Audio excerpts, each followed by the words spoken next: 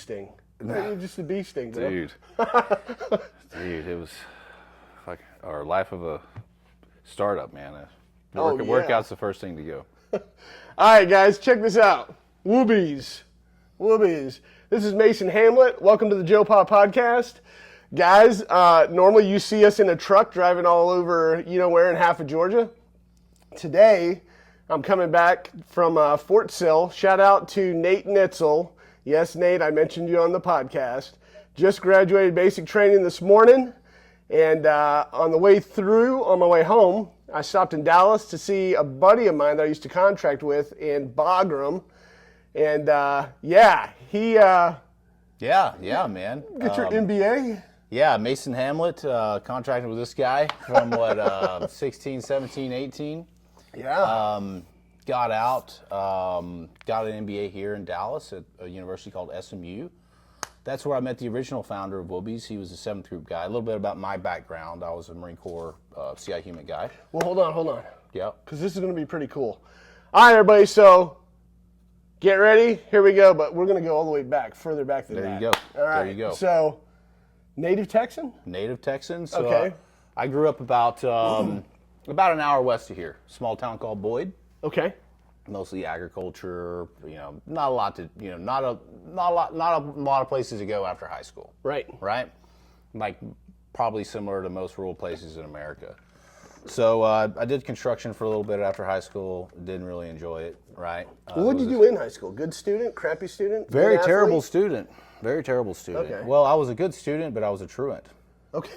Yeah, I didn't want to go to school, right? And but I was a good student, and but yeah, just didn't really have a lot of discipline.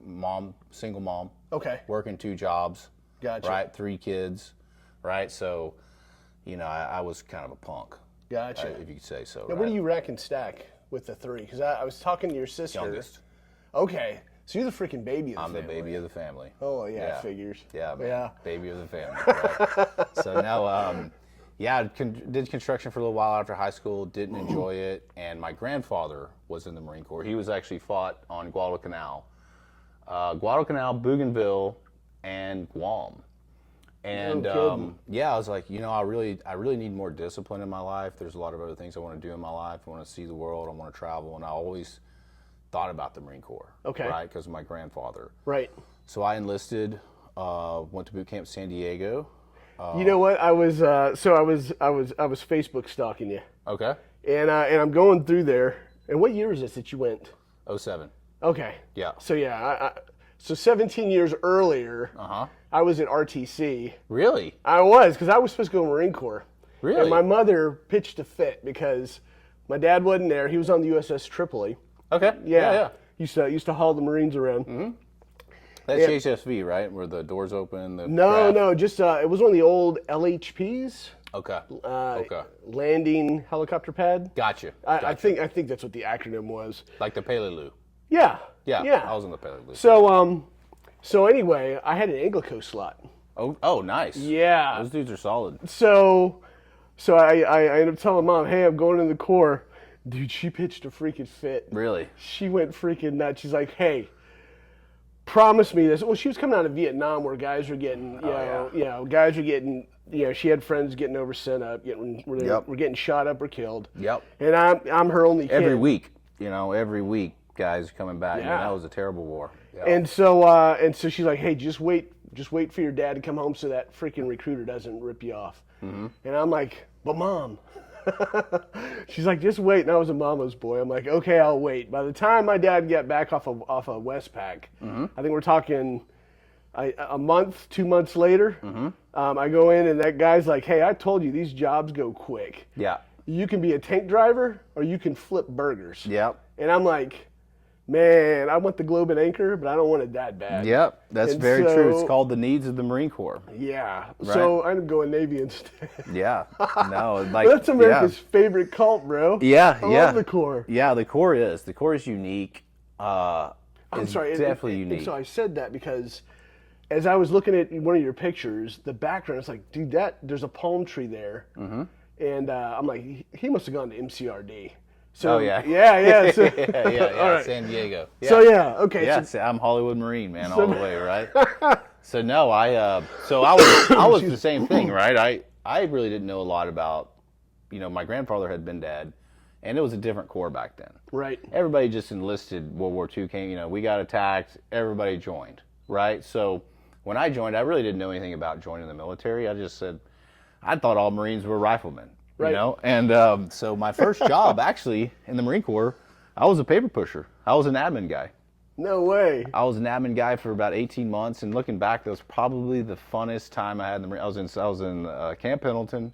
Okay. The job consisted of going into work for 2 hours and going to lunch and going to work out and then going to the beach, right? And it was a lot of fun, right? But I was like, no, I don't want to do that. I want to have a combat deployment. I want to change my MOS. So that's when I applied for Marine Special Operations Command, right? Okay. And I did that when I was a Lance Coolie. I went through like the second ever MARSOC assessment selection. Nice. And I made it, right? I trained very hard for it, made it. Went on to their follow-on course at the individual training course, ITC, and I did not finish that course. Okay. So I was like a month from finishing it. I got dropped. Oh, wow. So I was in the pipeline for over a year. Pretty devastating. I was cool with saying what it was? Yeah, medical. Oh. Achilles tendonitis. No way. Yeah. So, yeah, it sucked. Yeah, that freaking blows. It sucked really bad. I mean, my Achilles, you could hear it, right? And I couldn't carry 80 pounds for just not my DNA. Yeah. Right? So couldn't do it, right? So I was devastated though, right? Like I kind of look at my life sometimes as a series of failures trying to do something, right?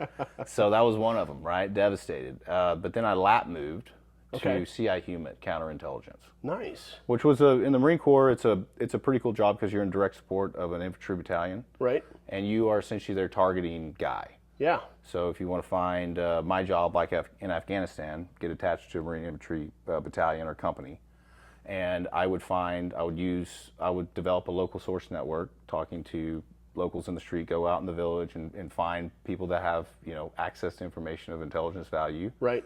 Run those sources and also conduct tactical and field interrogations. Okay. Right, and then you use that network and those sources to find out where IEDs are, where Taliban commanders are, where weapons caches are. Gotcha. Right, so you're helping guide the operations of that infantry company. So I really enjoyed that job. That's pretty legit. Yeah, it was a cool job. I could go to a map. I could go, hey, Colonel, there's a JPEL right here. Right, and acronyms for somebody on the kill list. Okay. A bad guy, gotcha. Taliban commander, something like that. Right. So I really enjoyed that job, but and that was right when I did one combat deployment to Afghanistan. Okay. And it was Afghanistan was kind of winding down at that time. Now, what year are we talking about? 12, 13. Okay, all right. 12, 13, somewhere right. I think 12 and 13. It was right after the surge. Yeah, because that's I had just swapped over to. I had this idea. I wanted to do RPAs, so Preds and Reapers. Gotcha. Yeah, and so it's kind of like, so I hopped into the world of that world at that point in time after being a ground pounder for a long time, as far as airborne infantry, and then later on Air Force security forces, and I remember, a lot of the rules of engagement were changing as far as night raids and all of that stuff. Everything was getting a lot more restrictive. Yeah. And so, so I know exactly what you're talking about with that stuff. Yeah. So. Yeah, we were demilling a lot of bases, so we were rolling up to the bigger bases. Gotcha. So what the Marine Corps had essentially done, all down the Helmand River, is build a presence. They had the blimps up, but they had listening posts with a squad of guys, really just canvassing the entire river all the way down it. Gotcha. And the Marine Corps put Helmand on lockdown. Yeah, I remember. Nothing was happening. But then when I was there, it was kind of towards the end of that, and then they started demilling those bases and falling back to the larger bases. And we would hand off a base to our Afghan military partners, and the next night you could literally hear them getting lit up by RPKs, RPGs, wow. And then we'd go the next day, they all deserted. Yeah. Left all their weapons, thousands of gallons of fuel, all this stuff, right? So you could see how that was not going well. Right. Right? And but our rules of engagement were we, fire only unless fired upon, Right. right? We could not support the Afghan, our Afghan comrades or whatever, right? They just got lit up, and they weren't very well trained, and a lot of them just weren't willing to die for Afghanistan, right?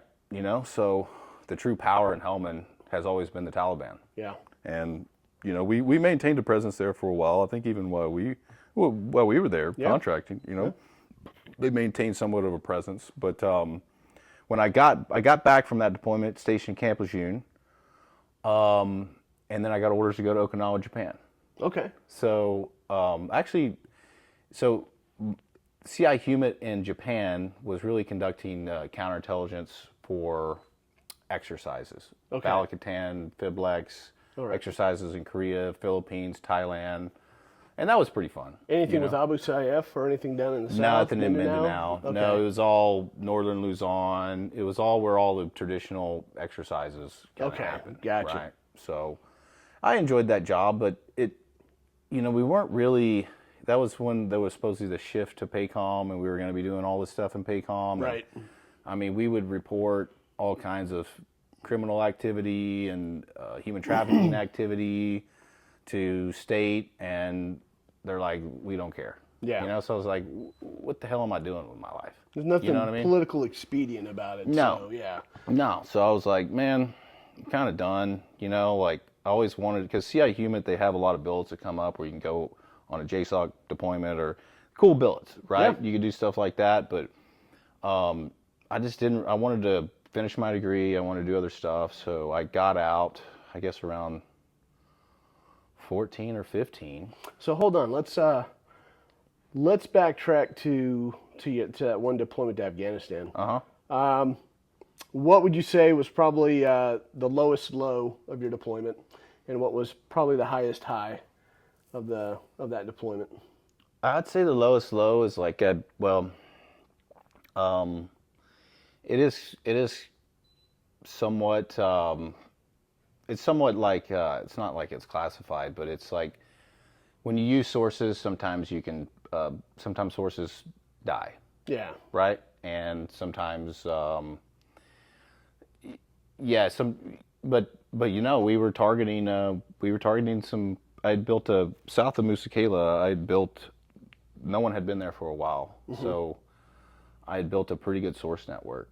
Gotcha. And we were targeting some pretty bad dudes. Right, one of them was a sniper, a sophisticated sniper. Okay. And he ended up killing one of my sources. Right, but there's some of the activities, human intelligence activities. We promised a lot of those people that helped us out there a lot of stuff, right? Yeah. And I know that none of those people lived, especially after that disastrous withdrawal. Yeah. Right. So, I knew a lot of good Afghans that wanted to fight for their country and want to have a good country and believed a lot of the stuff that we were telling them. But our mandate was essentially, you say whatever you have to say to save a Marine's life.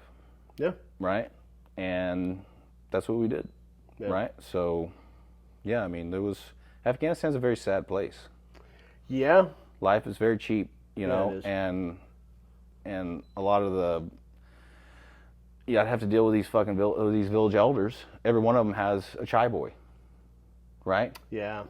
And the amount of, anytime we'd find a phone off of a dead guy or off of a detainee, like, it's filled with child pornography. Gotcha. And, I really hated a lot of those people. I hated them, right? But there was a lot of Afghans that were really trying to help out, and they all, we burned them. Yeah. You know what I mean? We left them. Partner of choice, and a lot of this is geared towards, I interview soft guys. Yeah. And then, there's a couple of conventional guys I'm going to do, and then, some first responders in our local area, and then some exceptional civilians. But everybody, we're always bragging about we're the partner of choice. Yep. But when you look at Afghanistan after this last stretch, you look at the Kurds. Yeah. You look at the Peshmerga. I mean, go back as far as Vietnam. South Vietnamese. Yeah, we have bailed on everybody. So not the Koreans. It's and not the Japanese. Not the Japanese. Although they eventually they warmed up to us. Yeah. But yeah, I mean, we have the aptitude to become amazing partners of choice. Yeah. But when the politics get in the way, it's detestable. Yeah. So it's no, I get it, and us leaving the way we did. Yeah, that really bothered me for a long time, and I couldn't explain why, but I was very angry at the way that went down. I mean, I know a lot of guys that died over there. Yeah. I know a lot of people that got really, really messed up over there. I know people that spend years of their life over there. Yeah. We spent years of our lives over there. Yep. And just to give it away, and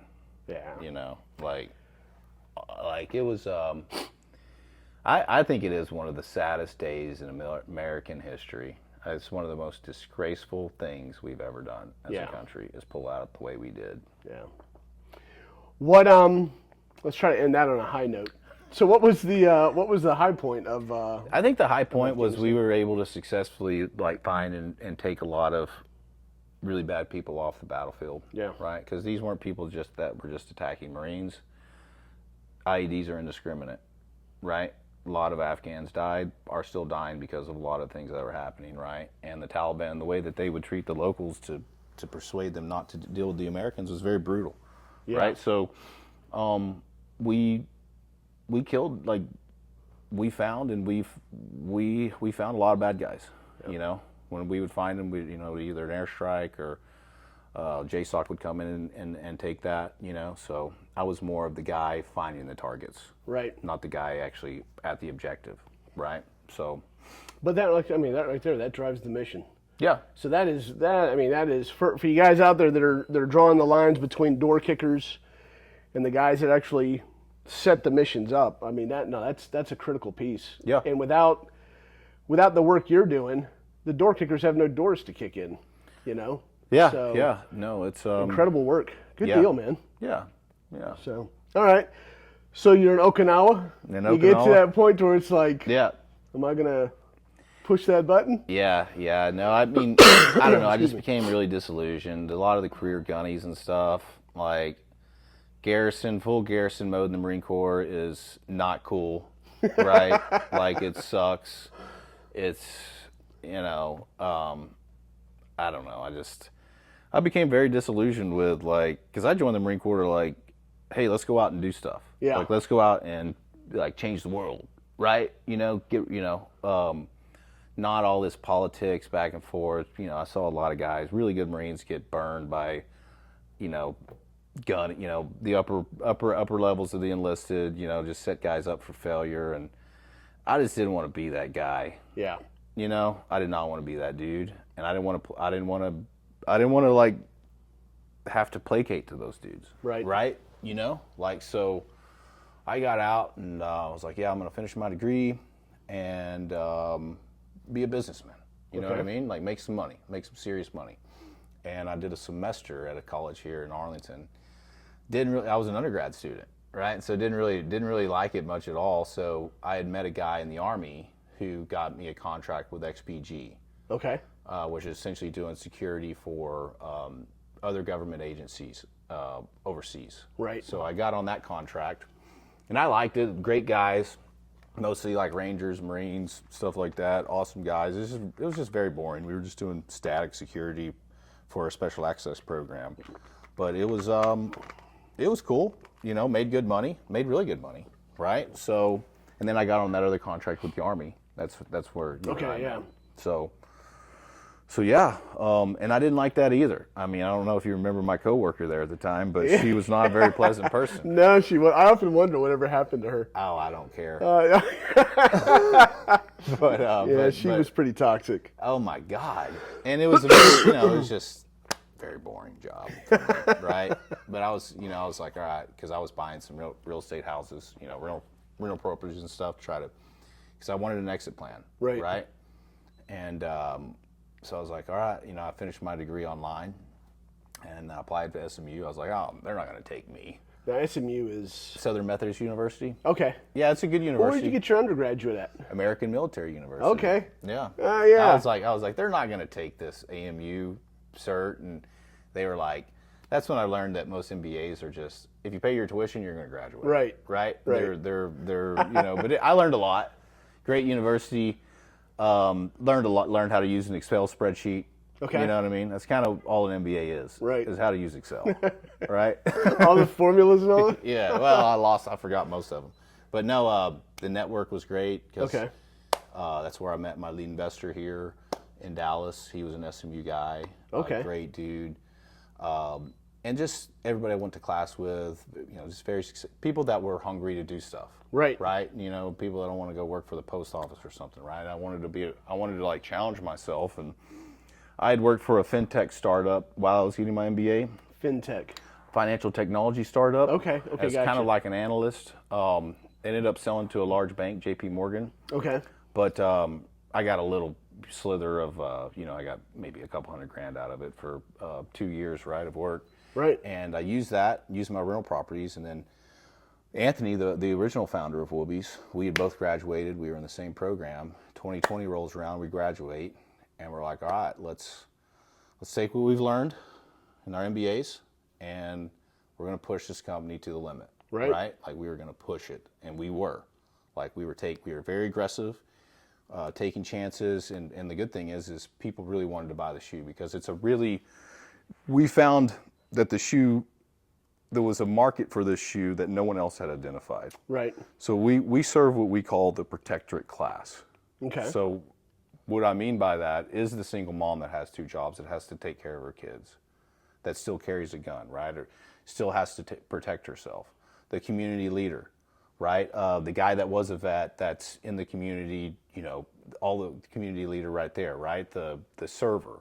The people that really love America and what America stands for, really supports the veteran community, may or may not have served, but also having a pair of shoes. So we like to say it's the sneakerization of the tactical boot.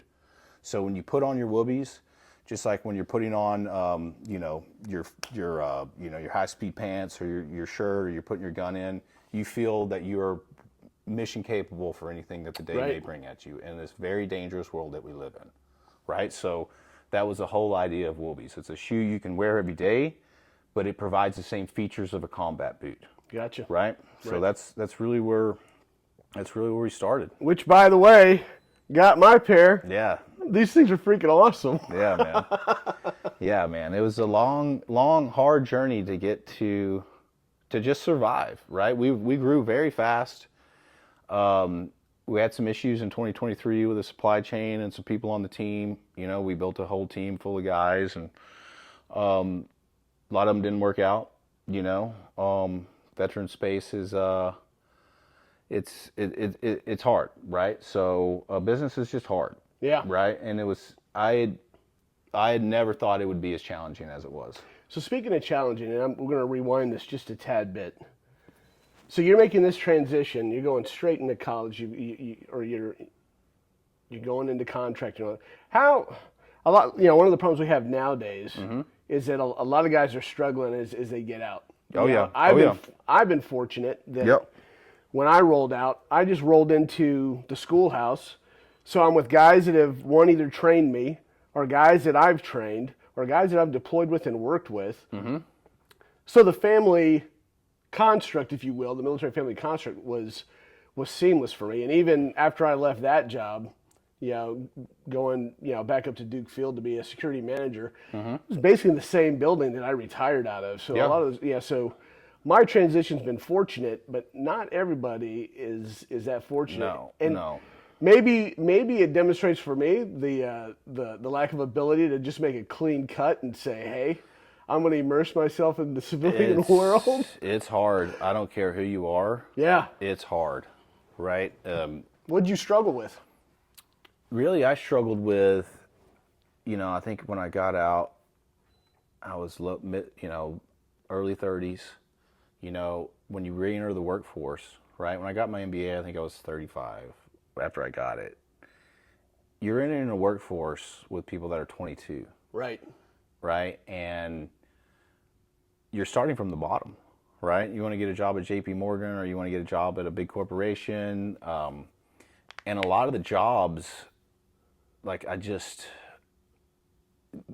it was so foreign than, getting attached to a military unit or checking in with your orders, right? It's just a different set of rules, right? And it is very political in corporate America. Yeah. And it's a lot about who you know, right? And if you're, obviously if you went to the Naval Acad or West Point, that transition's much easier. They have a very solidified pipeline for those dudes, right? And I'm not hating on those dudes. They went to West Point, but the enlisted guys, especially a lot of these enlisted Marines guys 3-4 combat deployments, just badasses, right? They have a really hard time because there's really not, those skills don't transfer, and you're going to be like, I'm going to go work for this 22-year-old. He's going to be my boss. Yeah. And I'm going to have to, because they know, they've done a lot of really intense stuff. That's very hard, right? So it's really hard to start over, right? I think the biggest thing I struggled with, that's a really good question.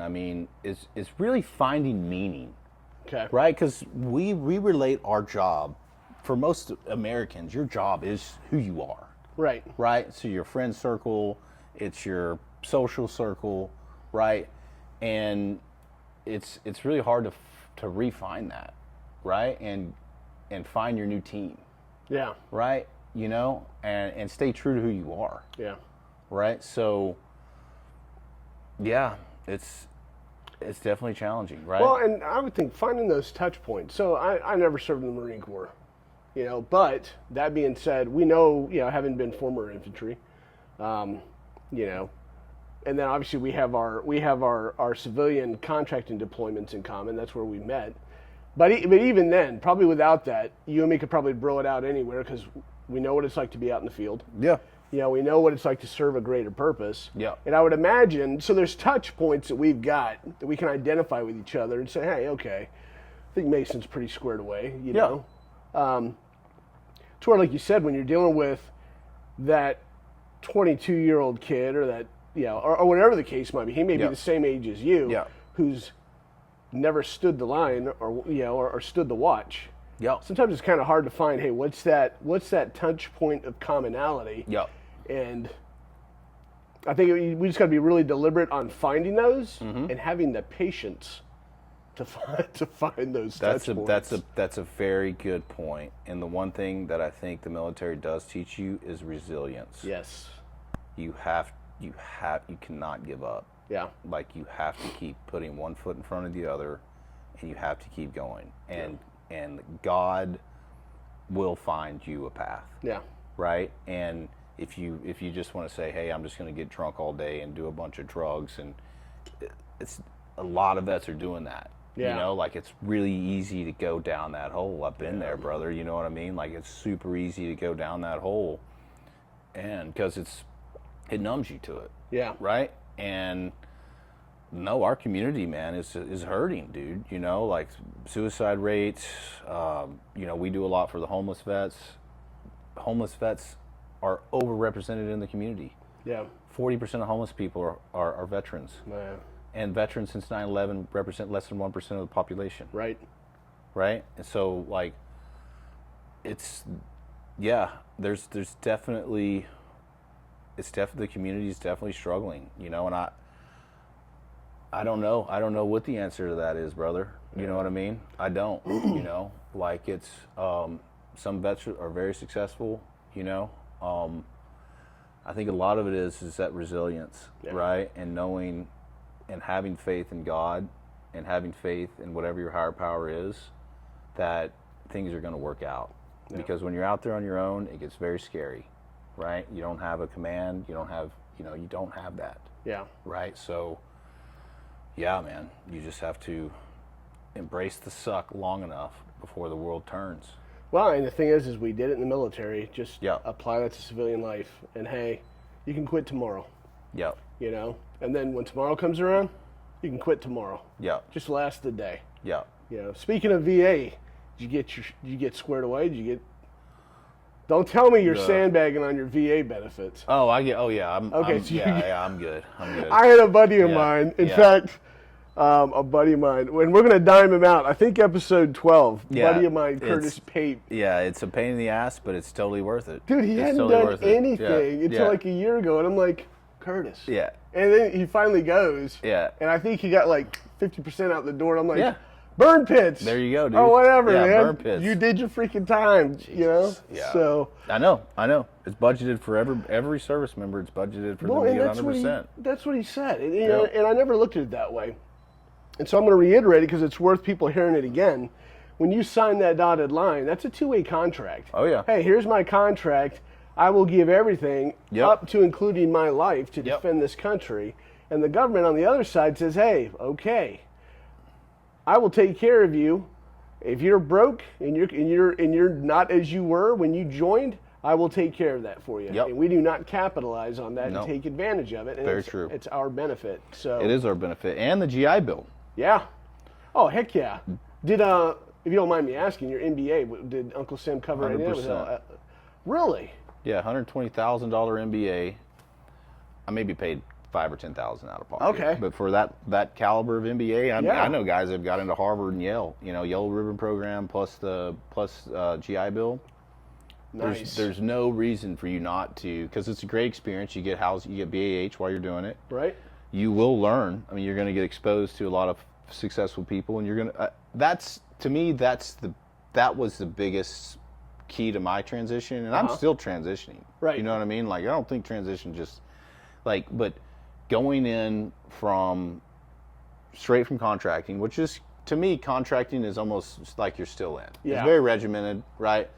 Going right into an MBA program, like, that was instrumental for me, because it spins you up, gets you spun up on the skills that you need, right? And it gets you the network that you need to go look for a job or to go find out what you want, like what you're passionate about. Right. You know what I mean? Like, hey, if I want to start a business, I need to, be able to create a pro forma and a financial model, and I need to write a business plan. I need to have it'll teach you all those things, right? And if I can do it, you know what I mean? Anybody can do it, you know what I mean? Because, I barely graduated high school. You know what I mean? So like, so yeah, dude, like, like that GI Bill, if you don't, there's no reason why you shouldn't use it, because you're getting a housing allowance. Why are you using it, right? And you're learning. I think the MBA is probably the best program because it's well-rounded. It'll teach you finance, accounting, marketing, teach you all aspects of business, right? At wave top levels, right? And really the real test comes when you go into business for yourself. That's when you really learn, right? But it gets you ready for it. Okay. I like that pre-deployment training. Yeah, right? I know. Yeah. All right, let's focus the rest of this interview on just WOOBIES, everything that it's about, what you guys are doing on the side. No, absolutely. So we struggled for a few years. We grew. The company grew fast. The team that we started with is not the team that's still here. Okay. Right? So it never really is in a company that grows, right? Lost some good friends along the way. Right, it's very, very challenging, but we make a really good product, right? And that's really what's allowed us to continue is our customers. And our customers really love our product. Gotcha. Right, and the two pillars of WOOBIES is veterans supporting veterans and servicing the everyday elite. Okay. Okay, so when we started out, we were trying to do collaborations with other nonprofits, and it didn't really work well because a lot of veteran nonprofits, there's 2,500 of them in the U.S. A lot of them don't really do a whole lot besides give somebody, a director, a paycheck. Right. Right? Which is sad, but it is what it is. Right. So last year, we said, the hell with it, we're going to do our own. Okay. Right? So our lead investor and myself, we came up with what we're calling Mission Boots on the Ground. And we just started a 501c to kind of sidecar WOOBIES. So last Christmas at the Salvation Army here in Dallas, we took 200 homeless vets' shoes, handed them out, just talked to these dudes. And what I found is when you go and just talk to these guys, most of them are Vietnam dudes. They've already burned through their support network. Those Vietnam guys had nothing when they came back. No, not a freaking thing. They burned through their support network. Some of them in and out of jail. Just they couldn't figure it out. And then, you know, they don't have any family members left that really want to take care of them. It's the last resort, right? So we go in there, give them a new pair of shoes, talking to them like a human being. Yeah. Like these guys were Eric Cav. I mean, these dudes were like John Rambo. You know what I mean? Like they could not transition, right? And then we started working with, so it was just a great event when we kicked that off. It was natural. We have a shoe company. It just made sense for us to do that. So then we started offering to our customers, you buy a pair for full retail, we're going to give a pair to a homeless vet. Nice. So since then, we worked with Tunnel to Towers. Okay. At their humus. That's Gary Sinise, isn't it? No, that's Frank Siller.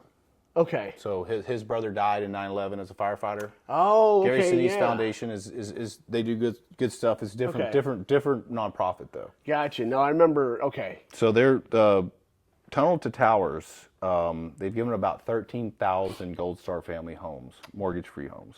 Since they're a juggernaut, and they do a lot of good. 95 cents on the dollar goes to the vet. Oh, nice. Right. So they are starting to build homeless veteran villages. They built one in Houston. So I think March we went down there, gave about another 150 pair to homeless vets. In LA, they're going to be doing an event in LA. December, we're going to do about another 1,000 pairs.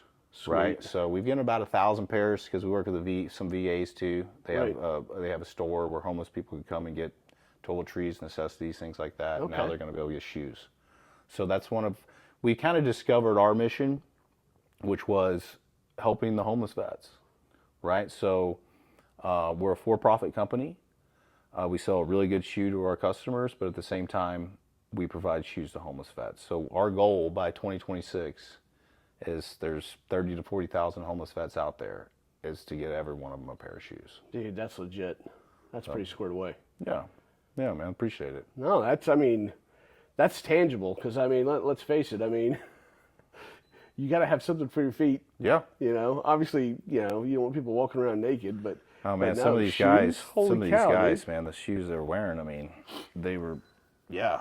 You got to think, in a disaster relief, right? After food, shelter, the next thing people really need is clothes and a good pair of shoes. Yeah. Right. And these are brand new shoes we're giving them. Right. Same shoes we sell to our customers. Right. Military grade shoes.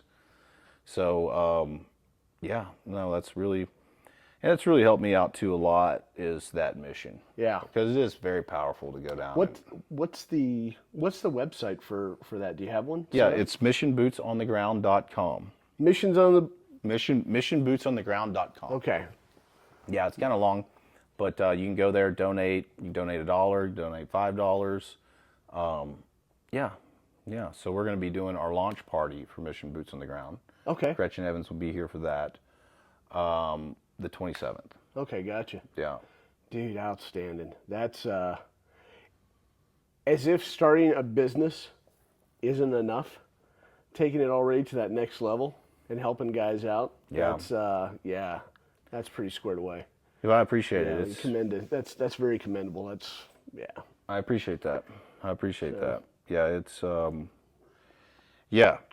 because we're not going to sit here and say WOOBIES is veterans supporting veterans when we're not going to be doing anything. Right. Right. So instead of a company saying, I see them all the time, 10% is going to go to this nonprofit.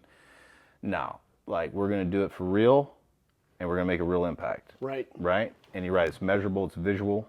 Right. Yeah. So that's kind of what it really helps me.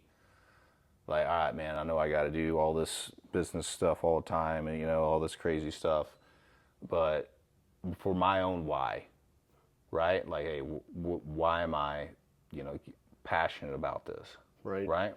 So, yeah, man. That's what I went through, and sadly, conventional guys coming out of the military don't get this. The SOF community has all kinds of freaking great transition programs. I did the Honor Foundation for all, Tier 2 guys and SOF enablers. And it was great, the networks and all that stuff, but they always talk about it was one of the biggest things that they were pushing out there is, hey, dude, what's your why? Yeah. It can't just be waking up every morning to earn a paycheck. Yeah.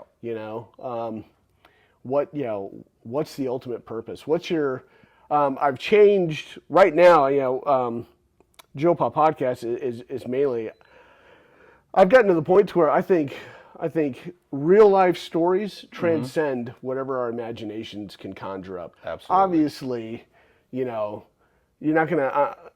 Star Wars is cool. Lord of the Rings is cool. Those are imaginary things. But when you sit there and get down to the nuts and bolts of the human experience, yes, it's phenomenal. it is. And the stories that I've heard are just, are just freaking crazy. So before I made the transition to that, because obviously, we're going through an evolution. I was mainly looking at the three pillars, and body, mind, and spirit. But I changed it to, I think, spirit, body, and mind. Okay. And the main thing was, hey, we're Christ followers. My family. Not everybody believes in God, and I mean, I think that's unfortunate, but hey, if that's the road you've gone down, They don't believe in God yet. Yeah, good point. But what's your transcendent purpose? Yeah. What is it? What's that bigger picture beyond you, your pocketbook, in your family? Yeah. And so you've got to find that why. You've got to find that transcendent cause. Yep. That anchors you. And too few people find that. I think that's what life's all about, brother. We're put here we have been kept alive for a reason when many people we know have not. Yeah. Right? God has kept us here for a reason. Right? And it's not so we can go get trashed and drunk or go no, we are here for a reason. Yeah. And it's finding that. Yeah. Right?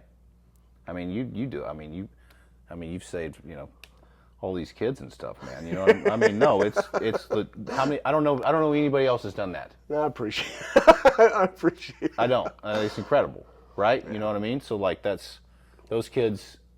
Imagine what their lives would be like if you didn't step into their life. Yeah, it's right? a scary thought. Yeah. It's a scary thought. Yeah. Right? In this very vicious world, but that's what makes it.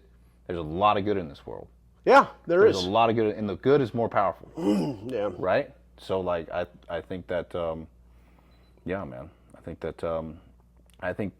that we're here to discover what our purpose is, and it's very easy. It's very easy to be tempted to do the wrong thing. Yeah. It's very easy, right?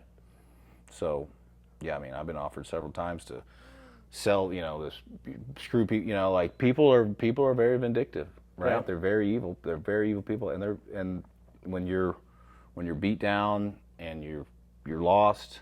It's very easy to go that way. Yeah. Right? It's what's hard is doing it the right way. Yeah. No, right? absolutely. It's what takes strength. It's where you got to find your courage. You know what I mean? Like find your purpose, right? And I truly believe that, right? And that's because this has not been an easy ride to get this company to where it's at. You know what I mean? And we have many dragons yet to slay, man. You know what I mean? So it's like, all right, like. Well, I think it's a testament to the military member, because let's face it, very regimented. You're basically a round peg, and you're forced into a square hole. Yeah. And so a lot of guys that might have been inclined to be artists or whatever the case might be, entrepreneurs or this or that.